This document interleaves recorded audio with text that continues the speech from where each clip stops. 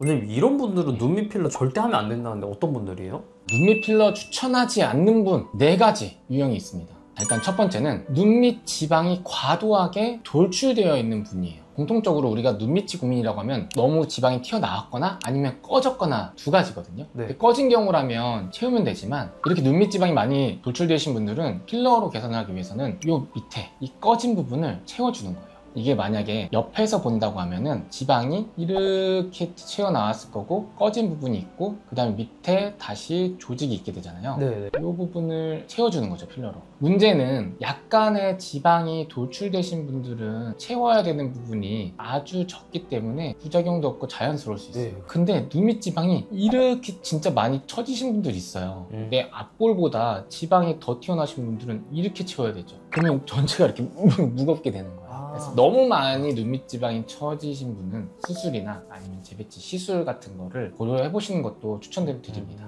나는 수술 무서워, 절대 못하겠어 하시는 분은 기대치를 낮춰놓고 안전하게 이 정도만 좀 채워서 완화시키는 방법도 있어요. 하지만 너무 심하게 돌출된 경우라면 수술적인 지방 제거도 고려해 보시는 게 낫다. 두 번째 분은 피부, 눈밑 조직이 너무 얇으신 분들이에요. 탄력을 잃어서 이렇게 노화가 되면서 딱 봐도 이렇게 늘어나 있죠. 눈 밑에 필러를 넣는 건 저는 물풍선을 많이 설명을 드리거든요. 피부가 얼굴에서 가장 얇은 부분이 특히나 눈 주변이에요. 여기다가 물을 쭉 채워서 꺼진 부분을 딱 채워주는 건데 물풍선이 되게 얇으면 물을 확 넣으면 슉 처지게 되죠. 그래서 이 부분과 같이 피부 조직이 늘어나 있는 분들은 과도한 필러를 넣게 될 경우에 밑으로 이렇게 슉 처져버릴 수가 있어요. 어떻게 집에서 알아보냐면 눈 밑을 한번 한 꼬집 잡아보시면 되게 쉽게 많이 늘어나는 분들이 있거든요.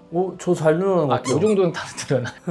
놨을 때 다시 탄력 있게 돌아가야 되는데 딱 잡아 당긴 다음 놓으면 그냥 축 처지는 분이 있거든요. 그럼 그게 탄력이 없는 거예요. 이미 늘어나 있어서 겹쳐 있거나 아니면 잡아서 놨는데 제자리로 안 돌아가고 뭔가 자글자글해지고 겹쳐 있으신 분들이 있어요. 이런 분들은 필러를 많이 넣거나 얕은 층에 들어가게 되면 터짐이 발생하죠. 근데 이런 분들은 늘어난 조직을 절개하는 방법도 추천드리거든요. 근데 나는 또 수술 무서워 하시는 분들은 또 이분도 마찬가지예요. 기대를 조금 낮추시고 자연스럽게 메꾸는 정도로 목표로 하시면 그러면 또 만족도 높게 눈밑 필러를 할 수 있습니다. 세 번째는 아침마다 일어났을 때 눈 밑에가 많이 붓는 분이에요. 얼굴이 많이 붓는 분들은 보통 혈액순환이 잘 안 되거나 림프순환이 잘 안 되는 분들이거든요. 근데 눈 밑에가 이 림프순환이 잘 안 되는 부위이기도 해요. 그래서 아침마다 만약에 얼굴이 많이 붓는 분이라면 필러를 하게 될 경우 좀 더 부을 수가 있어요. 왜냐하면 이런 눈밑 필러는 히알루론산이라는 성분을 이용해서 하게 되는데 히알루론산 들어보셨죠? 자기 굉장히 1000배를 흡수한다. 물 먹는 하마거든요. 그럼 가뜩이나 얘가 물을 잘 흡수하는데 이 눈밑이 많이 부은 분들은 어떻게 보면 저수지에다가 물 먹는 하나 던진 거예요. 내가 매일매일 반복적으로 눈밑이 많이 붓는다 하시는 분 또한 필러를 많이 추천드리진 않아요. 이분들도 또 줄이면 돼요. 항상 너무 과도한 욕심을 부리게 되다가 이런 불편감이 나타날 수 있기 때문에 목표를 낮추면 개선을 해볼 수 있습니다. 마지막으로 마지막 4번째, 과도한 목표, 과도한 욕심이 있는 분들입니다. 눈밑은 얇다고 말씀드렸잖아요. 되게 디테일한 부분이고 실제로 제가 필러 할 때도 제일 신경을 많이 쓰는 게 눈밑과 주름 같은 거 할 때 저희가 눈밑 필러를 정말 많이 하지만 항상 처음에 할 때는 소량만 넣고 나중에 더 채우거든요. 그래서 한 80%에서 90% 정도의 개선을 목표로 시술하는 게 자연스러워 보이는데 거기서 한 번 더 넣으려고 하다 보면 약간 어색해질 수 있고 부작용도 생길 수가 있고 어떤 분은 거의 90% 이상도 채울 수 있는 분들이 있어요. 진짜 탄력도 좋고 꺼짐 유형도 심하지 않은 편이라서 저는 한 90% 이상 채우고 싶어 라고 하시는 분들은 또 90% 이상 채워드리기도 하고. 그럼 반대로요, 원장님. 추천하는 분들, 이런 분들은 하면 좋다, 이런 것도 궁금해요. 보통 눈밑 필러를 고려하시는 분, 그리고 고려하지 않았는데 추천받으시는 분들이 있거든요. 우리가 노화가 진행되면서 크게 3군데 사람 인자가 생기는데 그 중에 하나가 이 눈물꼬락과 앞광대, 인디언 밴드 라인이기 때문에 이 부분이 꺼지게 되거나 단차가 나면 되게 사람이 피곤해 보여요. 그래서 눈밑을 좀 보강할 수 있는 시술들을 많이 선호하는데 말씀드리기 전에 간단하게 눈밑이 왜 꺼지고 필러를 어떻게 해야 되는지에 대해서 좀 설명을 드려보도록 할게요. 이 사진처럼 우리가 이 눈밑이 눈밑이 보시면 이렇게 폭 꺼진 경우가 있죠. 그러니까 앞서 말씀드린 것처럼 꺼진 경우가 있고 눈밑 지방이 돌출돼서 단차가 나는 경우가 있어요. 이게 두 가지고, 우리가 얼굴에는 유지인대라는 것들이 있어요. 우리 뼈부터 뭐 근육이나 지방, 피부를 좀 이어줘서 밑으로 더 처지지 않게 잡아지는 구조물들인데, 나이가 들다 보면 이렇게 쭉 처져요. 피부가 나이가 들면서 쭉 처지는데 유지인대는 잡고 있으니까 이 부분이 꺼지는 거예요. 그러면 이게 이어지면 이렇게 꺼지게 되겠죠. 그러면 여기가 눈이라고 하면 이 눈 밑에가 이렇게 꺼진 거죠. 근데 여기는 이런 유지인대가 다 잡고 있는 거예요. 그래서 처지는 거죠. 그러면 이런 모습이 나타나는 거예요.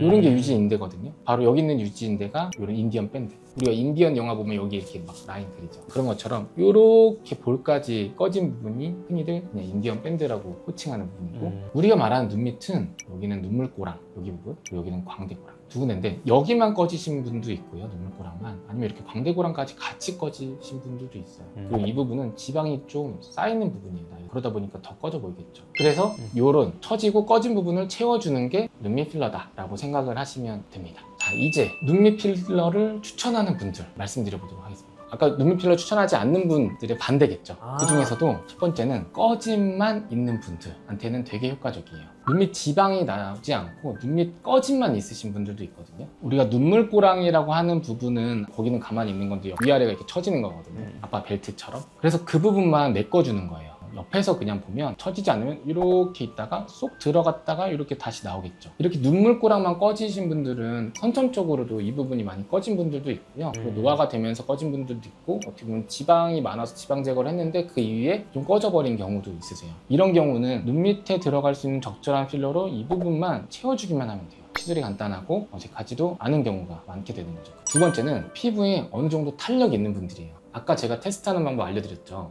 당기는 거예요? 거울을 보시고 한번 눈 밑을 당겨보세요. 당겼다가 놨을 때 풍선껌 씹어서 푸 하고 터지면 이렇게 흐르륵 다 흘러내리죠. 네. 그렇게 잡았다가 놨는데 밑으로 흘러내리듯이 처지는 게 아니라 다시 제자리로 간다 라고 하면은 이 풍선이 튼튼한 거기 때문에 바람을 넣어줘도 잘 버텨낼 수가 있는 거죠. 그래서 피부 탄력이 좋은 분들은 눈밑 필러를 추천한다. 근데 만약에 피부 탄력이 없다 하시는 분들은 먼저 콜라겐을 생성할 수 있는 시술들을 한 후에 그 뒤에 볼륨을 채우는 방법도 있습니다. 세 번째는 앞광대가 지지층이 튼튼하신 분이에요. 보면 제가 눈 밑은 요 아래 하나의 선 부분이라고 말씀드렸죠. 근데 이렇게 인디안 밴드도 같이 꺼지신 분도 있고요. 노화에 의해서 눈밑 꺼짐이 생기신 분들은 보통 이 앞볼, 이 앞광대도 같이 꺼졌어요. 그러면 요거는 눈 밑만 채워서는 개선은 되지 않고 요 앞볼, 그러니까 지지층, 가장 중요한 부분을 딱 받쳐줘야 돼요. 왜 그러냐면 우리가 나이가 들면서 얼굴 지방이 감소하고 탄력이 저하되는데, 얼굴 지방은 크게 한 군데 있는 게 아니라 나눠져 있어요. 깊은 층에도 있고 좀 얕은 층에도 있고, 깊은 층 지방은 줄어들고 얕은 층 지방은 줄어들면서 처지거든요. 그래서 이런 깊이 있는 지방들은 채워서 받침을 올려줘야 되고, 근육 위에 있는 얕은 층 지방들, 꺼지거나 처진 부분들은 눈밑 같은 경우는 좀 볼륨을 넣어서 개선을 시켜주고, 활자나 심부에 늘어진 부분은 줄여주고, 이런 방법으로 해야 얼굴이 부드럽게 유지가 될 수 있죠. 그래서 눈물꼬랑만 꺼지신 분들은 눈밑 필러로는 적합하다. 하지만 이렇게 이 부분 같은 케이스예요. 인디언 밴드까지 같이 꺼졌고 이 부분까지 폭 들어갔다 하시는 분들은 이 앞광대까지 교정이 같이 필요할 수는 있습니다. 원장님께서 좀 생각하실 때 눈밑 필러 좀 중요한 것들? 눈밑 필러 시술하면서, 네, 시술하면서 다시 한번 물어봐 주실래요? 눈밑 필러 시술하면서 중요한 게 어떤 거라고 생각하세요? 네, 어떤 거라고 생각하세요, 원장님? 네?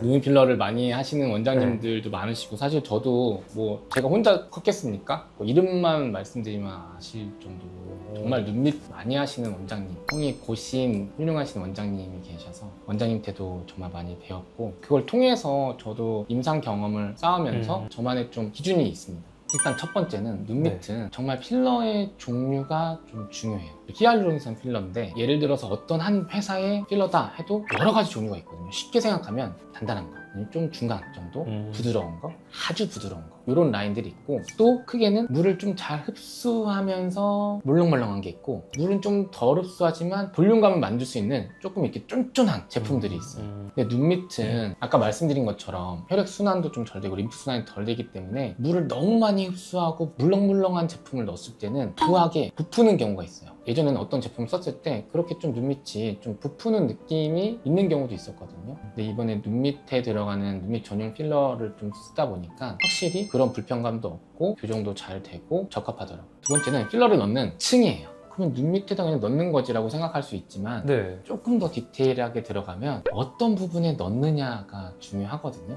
여기 모식도를 보시면 여기 피부고 여기 밑에 지방층이 있고 여기가 눈을 깜빡거리는 근육이 있고 그 다음에 여기 뼈가 있죠. 네. 이 회색깔이 뼈인 거고 앞에 약간의 공간이 있죠. 이 파란 색깔. 그리고 이 갈색각도 지방이에요. 그러니까 지방이 요거 하나랑 요거 하나가 있는 거예요. 그리고 그 사이에 근육이 있는 거. 모든 층에 다 들어가요. 여기 피부 밑에 있는 지방층에도 필러가 들어가고 근육 밑에 부분도 들어가고 근데 이 근육 밑에 부분도 좀 더 깊은 부분이 있고 좀 더 얕은 부분이 있고 그래서 어떤 층에 필러를 넣느냐에 따라서 시술로 인한 결과가 좀 달라질 수 있거든요. 보통 이게 볼록 튀어나오거나 뭉치거나 비쳐 보이는 필러 같은 경우는 너무 얕게 균일하지 않게 좀 들어가서 생기는 경우가 많아. 그리고 아까 말씀드린 것처럼 여기 눈물꼬락만 채울 경우에는 이렇게 한 단계, 두 단계, 세 단계 정도의 층을 이용하고 이 앞광대 쪽에 인디언 밴드까지 같이 꺼졌을 때는 이 부분에 대한 교정도 필요한데 이 앞볼은 좀 강하게 이렇게 올려줘야 돼요. 중간 정도의 점탄성, 이렇게 탄성을 갖고 있는 필러를 넣어주고 눈 밑은 계속 움직이고 깜빡깜빡거려야 되는데 얘가 단단하게 굳어있으면 안 되기 때문에 그 밑에 정도의 점탄성을 갖고 있는 필러를 좀 써주시면 좋죠. 그래서 이렇게 부위별로 나눠지는 거예요. 이분이 시술하더라도 사실 이 교정을 위해서는 한 2개에서 3개 정도의 필러가 필요하다. 그리고 세 번째는 주입 양이에요. 1cc 했다고 1cc 다 넣어주세요 이렇게 하시면 안 됩니다. 내 얼굴에 나는 1cc가 부족할 수도 있고 어떤 분은 적합하고 어떤 분은 너무 과할 수가 있어요. 그렇다고 이거를 이렇게 소분해서 이렇게 뽑아서 조금씩 쓰는 필러가 아니고 한번 개봉을 하게 되면 그 한 분한테 사용을 해야 되는 거기 때문에 너무 많은 양을 쓰게 되면 항상 문제가 생겨요. 이렇게 눈물꼬락만 좀 꺼지신 분이라면 양쪽 합쳐서 한 0.5cc 이내에 가능하고 이렇게 광대고랑도 같이 꺼지신 분들은 한쪽에 한 0.3에서 0.5cc 양쪽 하면 0.5에서 한 1cc 정도 교정이 가능하기 때문에 이보다 더 많이 넣는 거는 사실 부작용을 일으킬 가능성이 높아지는 거예요. 항상 저는 첫 번째 시술할 때 처음부터 이 양을 딱 맞출 수가 없거든요. 왜냐면 이 히알루론산 필러라는 건 물을 많이 흡수하기 때문에 시술하고 나서도 시술보다 조금 더 볼륨감이 올라오는 경우도 있고 좀 더 가라앉는 경우도 있어요. 그래서 반드시 꼭 2회에 걸쳐서 시술을 하는데요. 첫 번째 시술할 때는 한 70% 정도만 우리 목표로 하고 채워봅시다. 그리고 반응도를 보고 나머지 부분에 대해서는 최종 목표를 한 8에서 90% 정도 목표를 잡고 시술을 합시다 라고 많이 추천을 드립니다. 원장님 그러면은 항상 말씀하시잖아요. 모든 시술에는 부작용이 있을 수밖에 없다. 필러라는 또 이 분야가 좀 괴담도 많고 많이 무서워하시잖아요. 오 맞아요. 엄청 무서워요. 네, 그 검색만 하면은 다 괴담이에요. 근데 이 눈밑 필러 부작용 증상이라던가 아니면 좀 그런 것들이 생기는 이유 이런 것도 좀 알려주시면 좋을 것 같아요.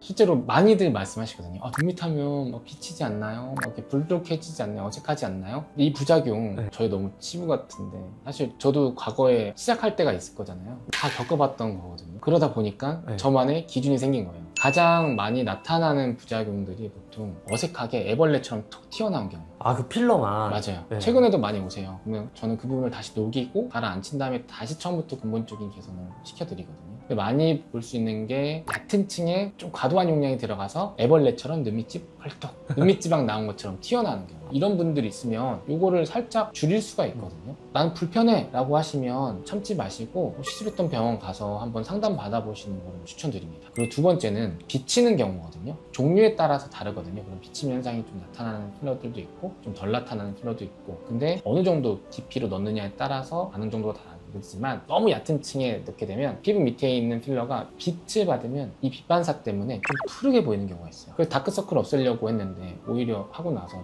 푸르게 보인다 라고 하시는 분들이 있기 때문에 이런 분들 또한 불편하시면 필러를 좀 분해하는 방법을 좀 고려해 보시는 게 좋습니다. 저도 많이 겪어봤습니다. 어제도 오신 분은 실리프팅 하러 오셨는데 그 부분은 실리프팅을 해서 당기는 것보다는 꺼진 부분만 개선시키면 훨씬 얼굴이 작아 보이고 이뻐지실 거라서 그걸 추천드리고 시술했는데 정말 만족하셨거든요. 제가 원하는 결과도 나오기도 했고 오시면 예전에는 거긴만 했어요. 눈밑이 고민이면 눈밑을 채웁시다. 팔자 고민이면 팔자만 채웁시다. 근데 이런 방향으로 하다 보니까 결국에 거기가 개선이 되더라도 얼굴 전체의 밸런스가 맞지 않게 되니까 어색한 부분이 생기더라고요. 반복해서 이런 경험들이 쌓이고 부작용도 경험을 하다 보니까 어느 정도 저만의 기준이 생기고 이 정도가 만족도도 좋고 효과도 좋고 안정성도 좋구나 라는 게 독립이 돼가고 있는 거죠. 근데 괴담이 왜 이렇게 많을까요? 왜 괴담이 많냐면 요즘은 좀 자연스럽게 티 안 나게 하는 게 트렌드잖아요. 예전에는 하면 티가 났을 때 그러다 보니까 과도한 용량을 주입하게 되고 적절하지 않은 필러 종류를 쓰게 되면 다 문제가 생겼던 거죠. 사실 문제가 돼도 바로 해결이 가능한 부분이 가장 큰 장점이거든요. 요즘 많이 하시는 이런 콜라겐 부스터 같은 경우는 문제가 생겼을 때 바로 녹이거나 하는 게 쉽지는 않아요. 사실 제일 안전한 거는 히알루론산 필러라고 말씀드리죠. 워낙 많은 시술을 했었기 때문에 그에 따른 부작용이 나타나는 거고, 잘 받은 거는 표면으로 잘 드러나지 않아요. 그리고 잘 말 안 해요. 맞아요. 좋은 게 대부분 수면 밑에 있다면 그 안 좋은 게 수면 위에서 빛을 발하고 있는 거죠. 정보를 정말 객관적으로 보는 그 냉정심을 유지해야 되는 것 같아요, 요즘은. 맞아요. 네. 물론 저도 얘기하는 것 중에 저의 개인적인 의견이 들어가는 부분도 있겠지만, 보시는 입장에서는 어느 정도는 기준점을 갖고 이게 정말 맞는 건지 아닌 건지에 대한 분별하는 분이 반드시 필요할 것 같습니다. 많이 하는 시술이죠. 그만큼 어떤 분들한테 추천을 드리고 어떤 분들한테 추천드리지 않는지, 어떤 방식으로 시술을 하는지에 대한 정보가 필요할 것 같아서 오늘 이 영상을 준비해 보았습니다. 내가 거울을 봐도 눈밑이 꺼지고 앞광대의 앞볼 쪽이 좀 훅 꺼진 느낌이 드시나요? 그리고 팔자 위에 지방이 쌓여 있어서 고민이신가요? 그런 분들은 눈밑을 채우는 시술을 고려해 보시면 좋을 것 같습니다. 혹시 주변에도 이렇게 눈밑 꺼짐, 다크서클로 고민이신 분들이 있다면 이 영상 공유 부탁드립니다. 그리고 좋아요, 그리고 응원의 댓글 너무너무 감사드립니다. 더 그 힘으로 열심히 준비해 보도록 하겠습니다. 이상 당신의 그 빛났던 순간을 위해, 그리고 앞으로 빛나는 순간을 함께 아는 닥터 이원장이었습니다. 감사합니다.